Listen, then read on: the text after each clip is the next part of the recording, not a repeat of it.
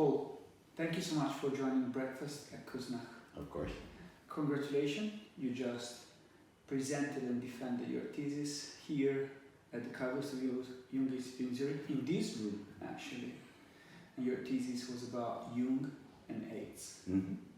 Who was Carl Gustav Jung, or even who is your own Carl Gustav Jung? I'd known a bit about Jung before 1987, but strangely enough, my diagnosis of being HIV positive, or at the time of having AIDS, in April 1987, the social worker who gave me my results was a Jungian analyst in training in Los Angeles, Mitch Walker, who's still an analyst there. He gave me my results, which I had already known that I would be HIV positive, but which was still a huge shock. So that entire thing of, you think you know something cognitively and then it, hits you like a ton of bricks.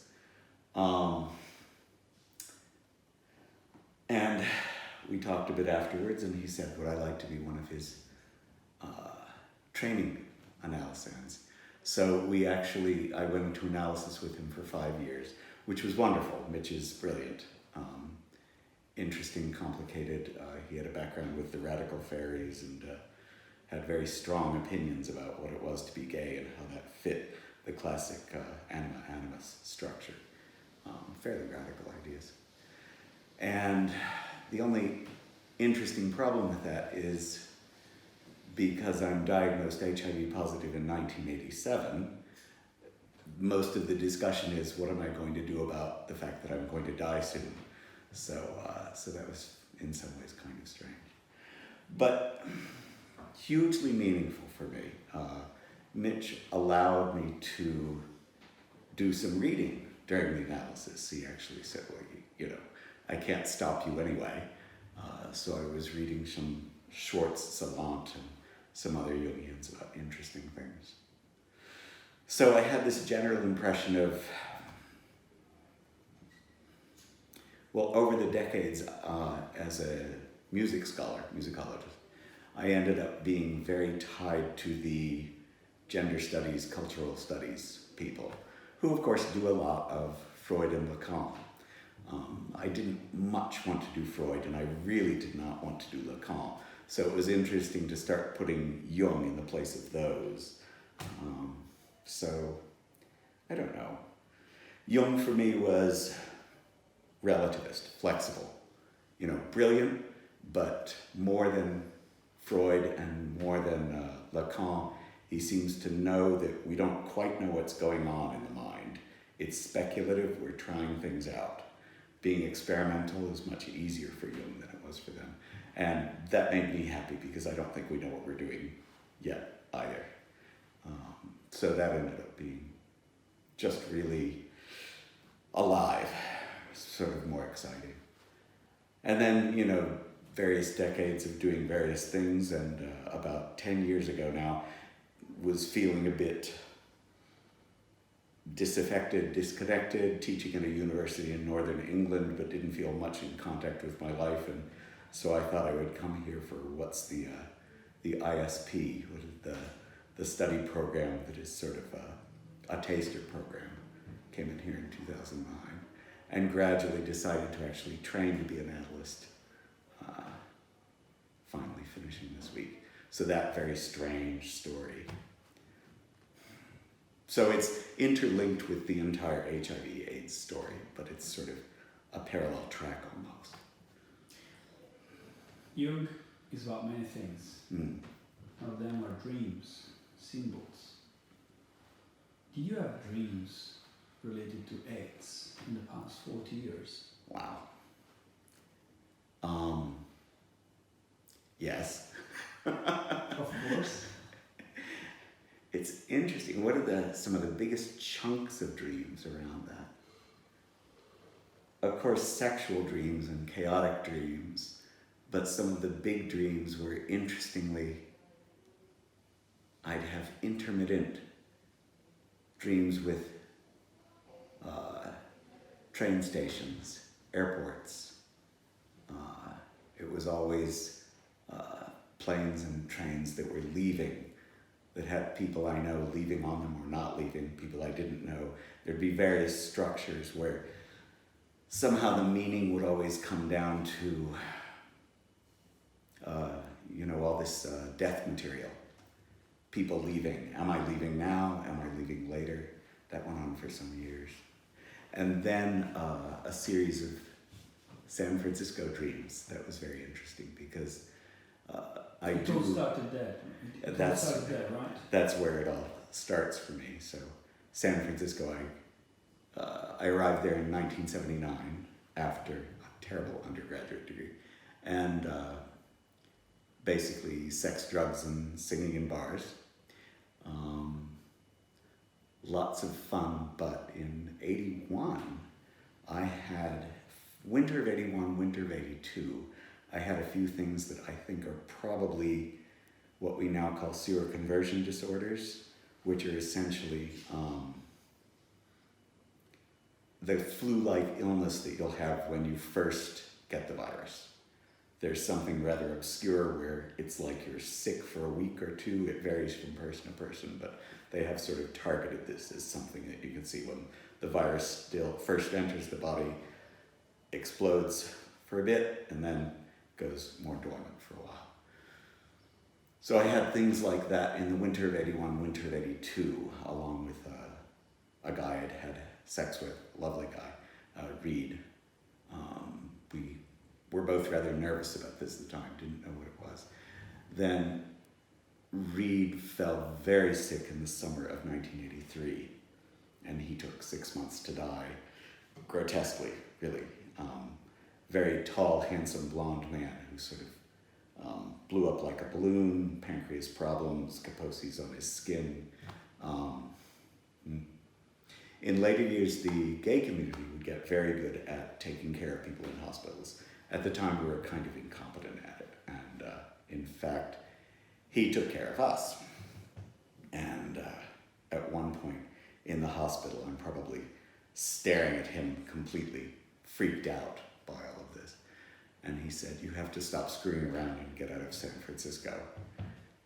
Applied to go actually do graduate degrees at UCLA, and he died December 2nd, 1983, and I got in about a week later.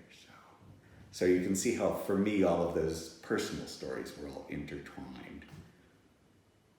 It's very interesting for me that the social worker that told you you're positive was a Jungian analyst. You told me a Jungian analyst in training. This links to Jung again. The title of your thesis, which will become very soon a book. Not very soon. Well, a couple of years. Yeah. The title is The Passionate Body, AIDS, Archetype, Cultural Complexes. Mm-hmm. Your work is divided in 4 chapters. The first one is about the body, cultural complexes. But I would like to start from the last one, infection. Actually, keep going. Turn it over. 7, you're right. And it finishes with the passionate body. But let's start with the infection. Yeah. Nobody knew about it. Revulsion and disgust. Yeah. What did you mean? What do you mean with this? Well, some of the first things about infection are things that we don't think about much. Infection's very logical. It's very scientific. It's perfectly normal. We teach kids about it in school. People in Asian cities do very smart things with wearing masks during cold and flu season, that sort of thing. And we know what to touch and what not to touch in order to avoid infection. But the tricky thing that we don't think about very often is all of that logical scientific world is also kind of illusory. We don't experience infection directly, right? We are told about it, which generates its own sort of strange, incomprehensible complex, right? Those of us who are sort of educated and identify with our educations, who believe our educations, would just go, oh, this is a fact, right? But certainly, I think any doctor, any hospital is very aware of this. And in our HIV patient groups, I have one in Newcastle, and I'm a member of a few more, and they're all over the place, many of these. The assumption that everybody believes what an infection is completely, that's a little exaggerated. It's a little hallucinatory, it's a little weird. And I think some people don't quite believe what we tell them about infection, how it's gotten. And of course, they won't believe when people say, this is safe, that is safe. There's no way you can get it that way. Infection looks like some sort of contact magic, doesn't it? So people will just not believe that there are things that are safe. There are, hundreds of stories, this all about all throughout the entire history of HIV and AIDS. And everybody knows many of them. But one of the recent ones in our own patient group, this is actually a couple of years ago, one of our members from Africa she was having trouble with her leg, and she was at a hospital near us in another small city. Newcastle upon Tyne, where I live now, is really sort of a largest city in the middle of a lot of small cities. So things are very dispersed with very different hospitals and frankly different levels of education. Can I say that? And so she told us about the hospital orderly that was pushing her along in the wheelchair and double gloving to do so. Now this makes no sense from a whole lot. So the wheelchair was HIV positive. If he touches the chair that she's in, and this is a hospital orderly. This is someone who should obviously, of course. So that whole hallucinatory bit, that's very much, that sort of hangs around AIDS in the way it hung around plague and cholera and all those mysterious illnesses. Of course, tuberculosis, that would be a big one for the 19th century. Everything that can be contacted in certain ways, but not others, right? But regular people, non-medical people, will tend not to believe that and tend to see it everywhere. So, could we say that at that time, and even today, infection links to sin and or ignorance? Well, it would link to sin by... We do think of infection as bad, right? Infection may be quasi-invisible, very scientific, but of course we associate it absolutely with bad. And the 4H. Don't touch that. You have children. You know how you do this. Don't touch that. Don't eat that. Right? Don't pick that up off the ground. That kind of thing. So it's all bad stuff, right? So there's something about badness and being touched by the badness of the world. That would lead into that whole discussion of social disease, sex in the world, being in contact with people. Sexuality is, of course, contact, right? And the world is contact. And there was a point when I was talking about, in the thesis, I can probably even expand this more, there are points where some of the other Jungians who talked about AIDS, one of the best is Monic. He spends a lot of time on this. But he'll talk about the whole problem of, well, the best counterexample is Kimberly Bergalis, who, this is a case from the late 1980s, you probably won't know it, it's very American. This was a woman in Florida, probably 87, 88. Young woman, very pretty, very blonde, so very sort of photogenic for the television cameras. Farrah Fawcett's style. But more innocent, really. Very innocent, so perfect for this kind of trial story.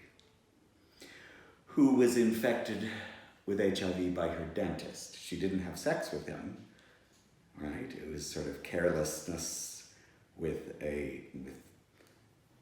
the bleeding and the sores and the openness of the teeth and all this sort of thing. So, and of course, as there are no useful medications at the time, probably he was not only HIV positive, he had fairly high levels of the virus, right? And one of the things she said in court that was crucial was, I'm a good person, this shouldn't happen to me. And this is one of the very tricky things that Monique will talk about this, but of course it'll also show up in the entire discussion in Ion. This will be so core to sort of advanced levels of Jung's thinking, the whole understanding that fate and the world and what happens to us, we don't get to control it. It has nothing to do with what we want. We are exposed to the world. Sexuality is, of course, being exposed to the world, but even leaving the house is being exposed to the world. And when Bergalis said, I'm a good person, this shouldn't happen to me, it's like, you don't get to make that kind of bargain. That's just not possible. You know, a realistic life, it's exposure to the world, right? So I think one of the reasons sin, you know, you like the word sin here, that surprised me a bit, but that's, no, but it works, like it works. Is perhaps from my culture, I'm Italian, I grew Of up course, in a cultural environment where sin is important. Of course. Those that don't comply with morality, what is right or wrong, just like the story you just said, is, well, is a sin. Right. Yeah. You must have done something bad. Mm-hmm. Right. God is punishing you. You may or may not remember this, but also in the 80s, this didn't go on for long. It was quickly sort of forbidden. But there was a point when people were using the term innocent victim, which meant children who'd been born to a mother who was HIV positive, or say someone who is hemophiliac and got it through a blood transfusion, someone like that, right? That was innocent.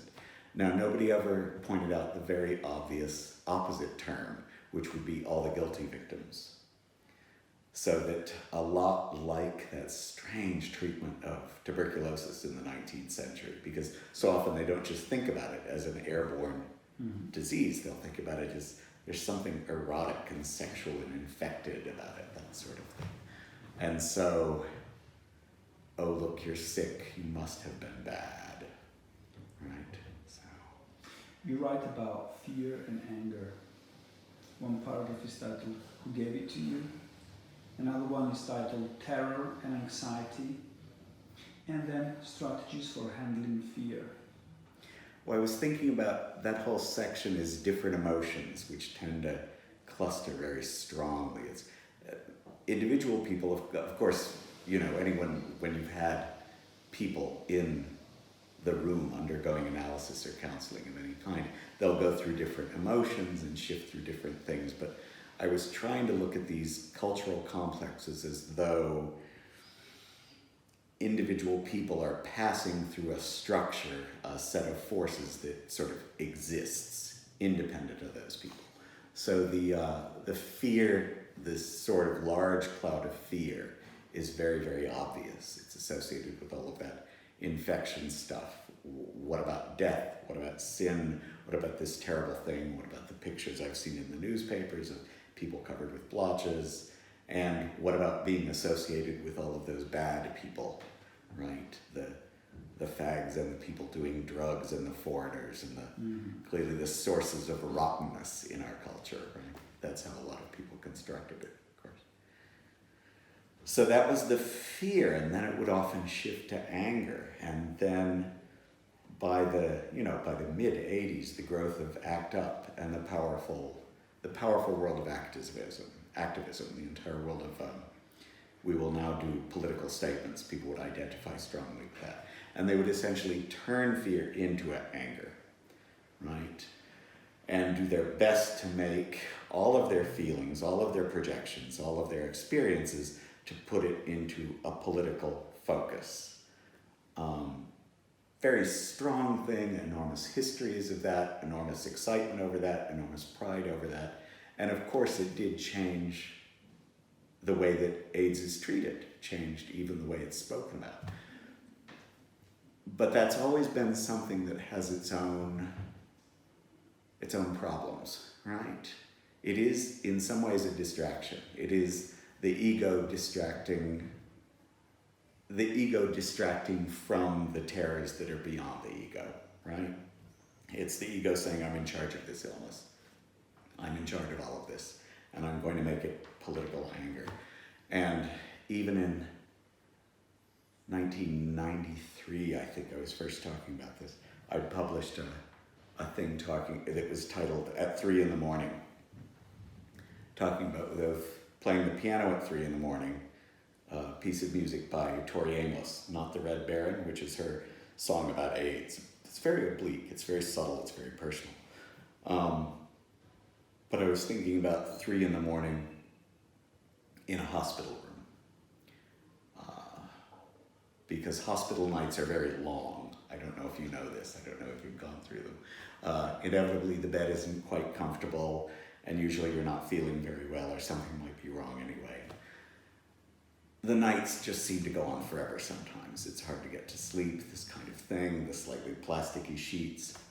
So at 3 in the morning is when all of the activism and all the sort of political strength and the assertion that we can change this vanishes. And all you're left with is your body, which is sick. So my question was always, at the level of activism, what is activism going to do when you're in that condition? It's going to do nothing. You're facing your own body, your mortality, your death. You're facing all of your feelings and all of your sensations, and there's nothing you can do to turn that into politics. So to really grapple with that and to really stand in that was really big there. Is this what you meant when you wrote Opening to Psychosis? That was something a bit... It's interesting. Remember, I've spent some years looking at artworks about AIDS, especially music, because that is my profession, but then I would end up talking about artworks in a lot of areas. And it's interesting that if all of this fear and even terror, that terror reference you mentioned, I was sort of thinking of a raw and the cooked thing that I want to go further into as I expand this material. When something's really raw, right? As opposed to the cooked form will be, we will have a march and I will make a sign and we will try to get the government to improve our medications, right? But the raw thing is terror, right? I'm dying, I'm rotting, this is horrible, this is the end. So there is a lot of madness in there. And some of the artists, especially Diamanda Galas, I don't know if you know her, amazing Greek-American singer, very, very scary. Her brother died of AIDS in, I don't remember, 84, 85, and he taught her performance art. So while she was learning this extraordinarily complex singing technique and a certain amount of sort of stage presentation, she's mostly a more concert singer, but very, very experimental, very complex. She started to make all of this rage, terror. You know, she was doing the Greek thing. I can say that I'm half Greek. Greek culture does have that core of crazy anger, crazy terror, crazy rage. And she's always really invested in that and presented it on stage. And a few other people, different artists who would do this. But trying to look for the real terror, madness, craziness, rage that's embedded in fear of death, right? We try to pretend it's not. We try to put it in hospitals, but we think we're civilized, and then this stuff comes up and it all is stripped away. Before we go to death, I want to look at paranoia, or what do you mean with paranoia in your work? Oh, it's interesting. This goes different directions. There are about 3 or 4 different versions of paranoia here, of course. One of the obvious and simple would be, oh, look, it's foreigners who bring HIV into my country, right? It's always about them. It's always those external things, of course. But another wonderful one was... But if they come with a big check, they're welcome. Well, it depends. I did get deported from Australia, even though I was going to have a job, right. But the paranoia, one of my favorite examples is the oldest piece of music I have about AIDS. December 1983, I think this is correct. So, my God, the same month Reed dies. Frank Zappa, He was the first, believe it or not. He wrote this ridiculously grotesque pornographic musical called Thing Fish. And the opening prologue is about AIDS. It doesn't show up again for the rest of the entire show, and it'll basically say, it'll be this crazed, incoherent voice making all sorts of strange mistakes and imitating a sort of Amos and Andy style. It's very, very, very bizarre.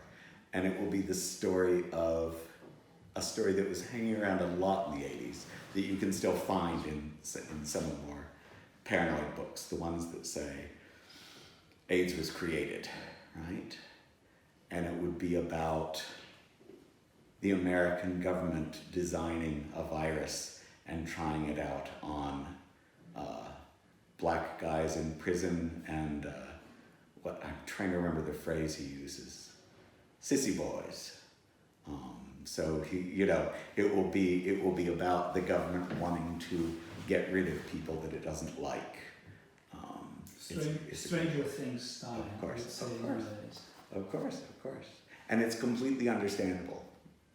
From those that I'm a good guy, I'm a good girl, this shouldn't happen to me. Of course. So that you can see all the heavy, good, bad, layers, good, bad, sides. God, Satan, right? This is just drenched all over this illness. It's so bizarre. And still today. Purity and impurity. Absolutely. The people who really get uncomfortable about this, even in the groups where I'm a member, usually white gay men, it's not terribly hard to talk about it. And some of the women from Africa are willing to talk about it carefully.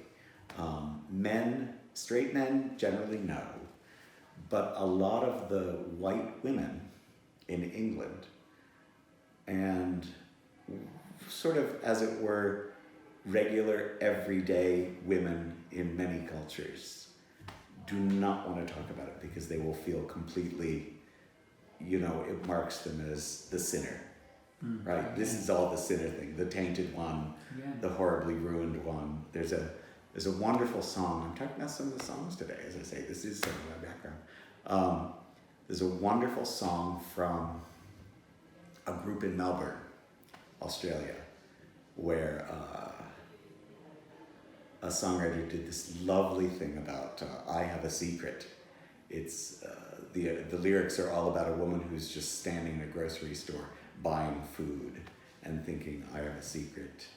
And she says hi to friends, and she says hi to the person at the cash register. And, she's terrified that someone will find out her secret, that she doesn't blend in properly. Right? From paranoia to death as a black hole or event horizon. Well, that was... I think I used to think, is this a bizarre sentence? I used to think I knew what I thought about death. Do you? Well, I really, actually, here, this right here. One of the other things that happened to me in 1987, in the late 80s, I actually had 3 support systems. One was my Jungian analysis. Another was a small writing group with Terry Wolverton of Los Angeles, where I was doing the first poetry and short story writing that I'd done in my life. Just wonderful. Was really glad to do that. And a third was, I'm not a particularly religious person, but my buddy at AIDS Project Los Angeles, this is when I was living in Los Angeles rather than San Francisco, was a member of an ashram in Florida run by Ma Jayasati Bhagavati, who was a spiritual teacher who lived in Florida. She'd come from New York. Her background was sort of wild Italian, Jewish mixed. Wonderful woman. Very much of the, when you think about spiritual teachers, the ones that are sort of the mad ones, right? There is a tradition of this in Buddhism. The ones that don't behave very well, that are rather noisy, and she tended to explode with sort of food and energy and generosity and all these sorts of things. And a very noisy woman. So she didn't look like a spiritual teacher, but wonderful for me because just full of life at a point when I was really dampened down. And she gave people names, Hindu names.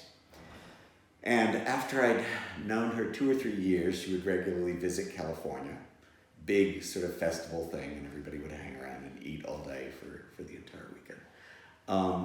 She'd given a lot of people names. She was calling me poet because I sent her some of my poems, but she hadn't given me a real name. And at one point I asked her, and she actually looked embarrassed, which was not a very typical look for her. She was very hard to embarrass. And she said, well, I did give you a name, but I didn't think you'd like it, so I haven't told you. What is it? And she said, well, I decided to call you Nachiketas. Who's Nachiketas? Shall I tell this story? I have to tell this story. The Katha Upanishad, which is about 600 BC, around the time when Buddhism and Taoism start to appear. In the middle of the Upanishads, in the middle of these hundreds of years, practically thousands of years, when they're building up this tradition of that Upanishad tradition of Hinduism, where they're making more spiritual, more subtle, they're explaining things, bringing meaning. The Katha Upanishad actually starts with a short fairy tale. And the fairy tale there's a boy, Nachiketas, who's a Brahmin. He's a young member of the priest caste. And he's watching his father, who is sacrificing cattle and food, and he's sacrificing to Yama, the god of death. Except the cattle are kind of old and the food's kind of from yesterday and everything's a bit third class and cheap and not the way you're supposed to do it. So the boy says, Father, why are you doing this? This is not the sacrifice you're supposed to be making. And his father's very embarrassed and very offended and says, well, go down to hell yourself. The boy's very literal-minded. This is a very good name for me. Literal-minded, so he goes down to death to stand outside Yama's house. But Yama is out doing his work on the world, collecting the dead, taking care of the dead. And his servants don't know what to do with a living boy who is not supposed to be here. So they shut the door and they do nothing. The boy waits 3 days, and after 3 days, Yama comes back. And Yama is extraordinarily embarrassed because this is against all sorts of politeness, right? Anything due to a Brahmin child. This is incredibly rude thing to do. And he said, I'm so sorry. For the 3 days you've waited, I will give you 3 boons. So the first one is, let me go back to my father, make him not angry at me so I can go home. That's easy. The second one is teach me to make the sacred fire, which they do that.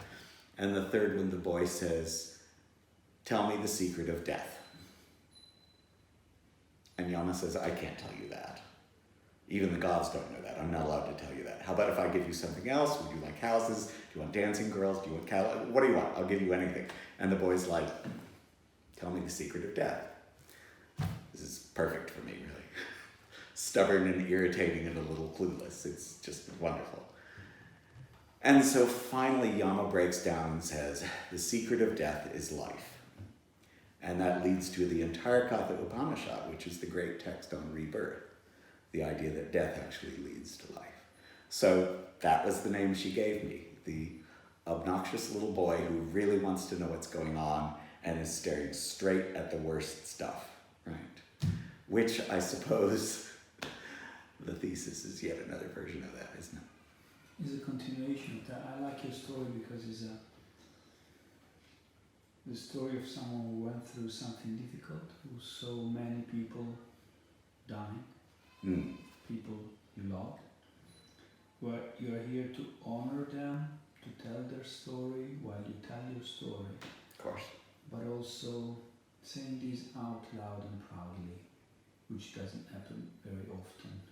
And of course you have your own style to make it more easy, but I think it's really, really interesting. Death and nothingness. what do we do with nothingness? Yeah. That is one of the hardest things that is probably the hardest thing, because it never changes. Whatever we do with it, it doesn't change. It never speaks back to us, right? All of our cultural projections and our personal anxieties about death, they never get answered, which is why we speak about it so much, why so many religions and philosophies spend so much time there. At the end of your work, you talk about the passionate body. What do you mean? Well, this was actually wonderful. This happened here. This was actually a seminar here. I'm sorry, what is her name? Marion? I'll remember her name eventually. There's a wonderful body therapist, body analyst. They've had a number of people who specialize in body psychology working here. Many of them are absolutely brilliant. Not many of them are terribly articulate. You know, some of them don't explain what they're doing well, but they do it brilliantly. It's about the body. Of course. It's much better if they actually work with people, which I've seen them do wonderful versions with. This woman could actually talk about it. She just came out with a book, and I do hope I remember the name in time. But she gave this wonderful, basically seminar down the hall, 4 or 5 hours, with the room just full of students, and worked with a lot of us individually. And very, very charged for, I was one of the people she did pick a couple times, which was amazing. Stuff that I'm sure for anyone else would be trivial, but for me was absolutely startling. At one point she said, come up here and let's look at this. We were looking at a corner of the room.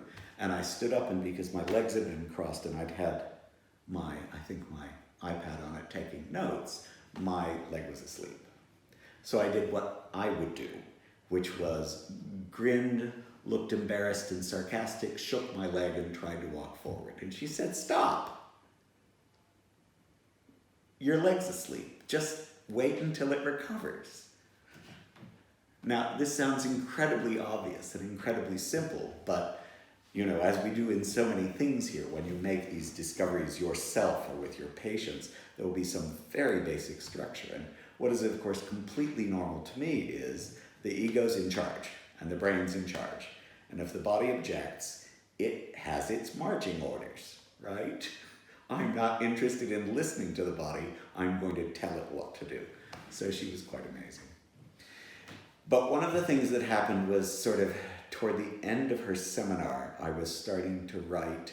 I suddenly thought, I know what the outline of this thesis is. And I started to do a lot of these chapter headings, ending with the passionate body, thinking suddenly it's like, even though we're so accustomed to thinking of AIDS as all about death and collapse and destruction, really this is eros, this is sexuality.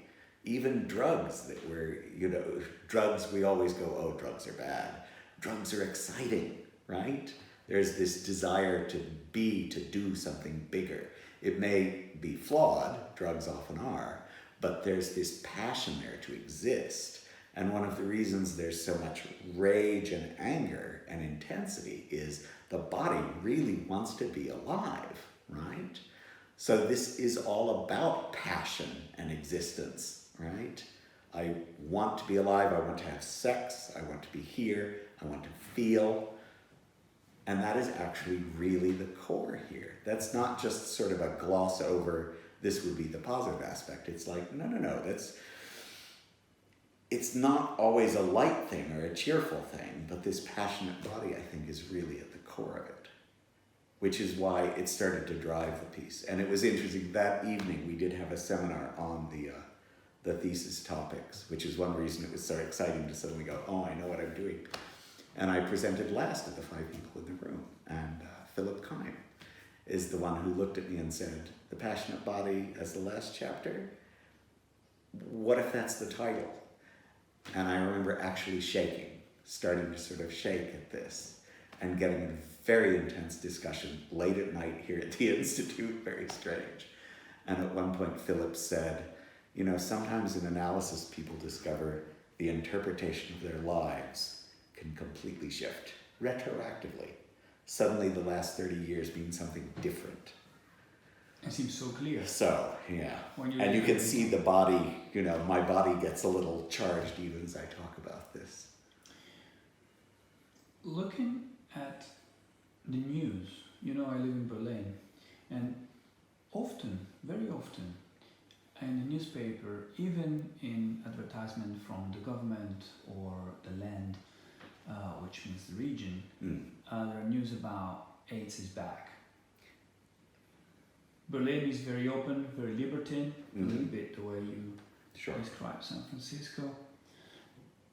You wrote about the aging patients. As an aging patient, why do you think AIDS is, brackets, coming back, if it is coming back?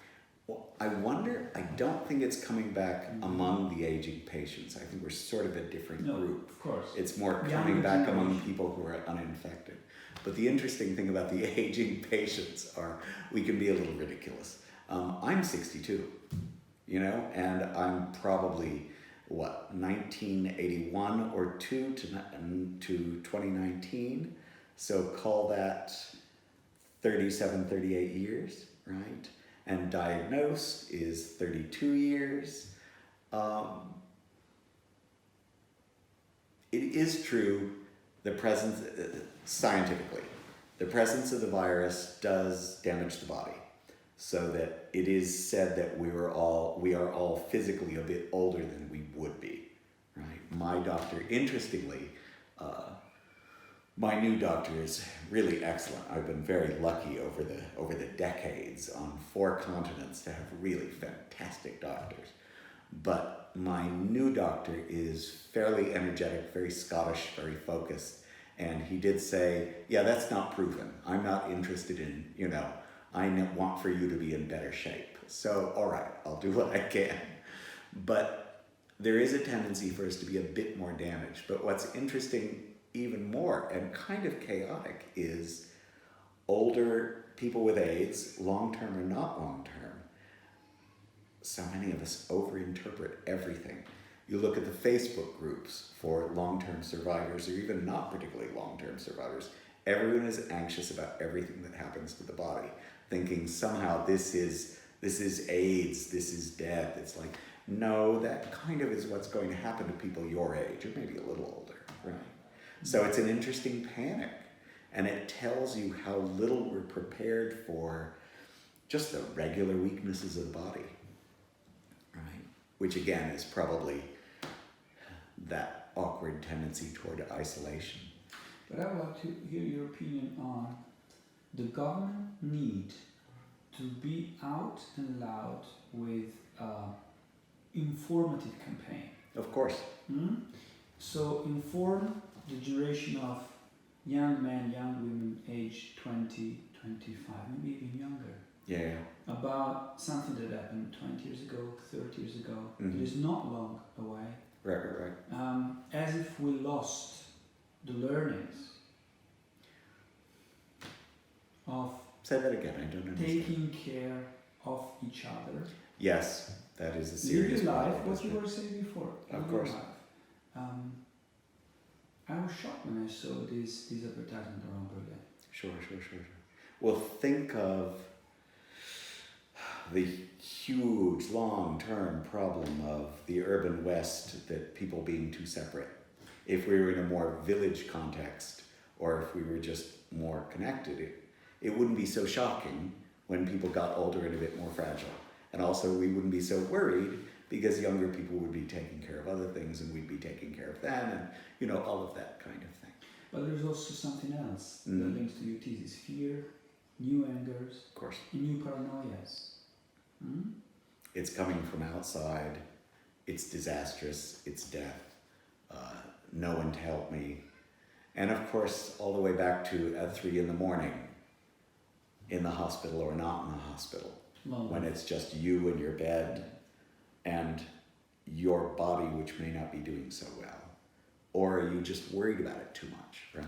And this is a pretty universal experience. Some people handle it better. You know, here we are in Switzerland, You know, so many of the people here are so tough and so athletic, and that's so powerful. It's impressive. I should do more of this. But it does, they will create a particular, I can take control of this, I can handle this, that I think is pretty wise. I think they tend to be clear about it. But everyone does tend to let themselves go in modern culture, don't they? It's a tough thing. It's a tough thing. To conclude, I would like to ask you, why among different post-Jungian approaches, views, you choose the cultural complex? Well, how does it fit? A lot of people have written about single cases. And there are a lot of wonderful, the longest and biggest is Robert Bosniak's Dreaming with an AIDS Patient. That one is very famous, really wonderful, from the mid-'80s. And a lot of other Jungians, a lot of non-Jungians have written about individual patients. So for me, the problem with that was in each case, actually the Bosniak's a good example.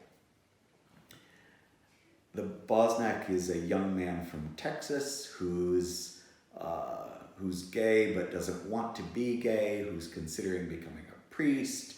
It's 1984, I believe, or 1984, I think. And the first couple of months with Bosniak, he's trying to figure out who he is and what he wants to do in the analysis. And Bosniak has particular opinions of his own about what he should do or shouldn't do. Then he gets sick, suddenly very sick. Recovers a bit. They realize he's HIV positive. They realize he has AIDS. It's 1984. You don't make those distinctions, right? He has AIDS. And expectations are low. He'll live for 3 years, right? During which Bosniak will have this very intense analytic relationship with a lot of dreams, a lot of really close connection. Of course, the guy doesn't really want to think about AIDS much. He wants to think about being a priest and not being gay, or being gay. And because he's from the South and he's living in Boston at one point, he's trying to deal with the fact that a very supportive black church is willing to support him becoming a minister. And he has to decide how he feels about that. So he's dealing with all sorts of complexes and fragments and elements of his own. And behind it will be all of this stuff about AIDS that I'm constructing as this cultural complex. And from my point of view, all of that exists simultaneous with all of the personal material. It takes a long time for them to get to that. And interestingly, from my point of view, I think that the Bosniak, by the end of Bosniak's book, I think Bosniak really understands and has, can I say, transformed his experience of what AIDS is in death and sex. And Bosniak himself is straight, but he is willing to imagine an erotic connection between them. And he really loves this patient by the time he dies. The patient, who's called Christopher in the book, he gets partway there, or a bit more than partway. It's an interesting, it almost feels as though, I'm sure this happens a lot in severe illnesses, it feels as though the analysand is piggybacking his awareness, his individuation, on the analysts. He doesn't get quite far enough, but he gets far enough that he can die relatively in peace. And I was thinking, that's just the biggest example. I've seen this in, I think, other clinical cases that I've read. It felt as though if people knew, had a look at how big this is, this particular cluster of elements, then the analyst would be able to much, much better see where do we go, where do we need to go, rather than waiting for the darkest, heaviest stuff to come up in the course of everyday work. Obviously, you need to let the patient move at their own pace, but there's so many cases where it feels as though a little more, well, one of the things you'll see throughout this psychological literature around AIDS is analysts and therapists and psychologists saying, gosh, this is big and scary, with a surprise tone. Oh my gosh, this is much scarier than I thought it was, right? And I think if we had a better idea of what that was before we're sitting watching the patient work through it, I just think that would be so much more powerful. Thanks, Paul. I look forward to read your book. I look forward to finish writing it. Good luck with it.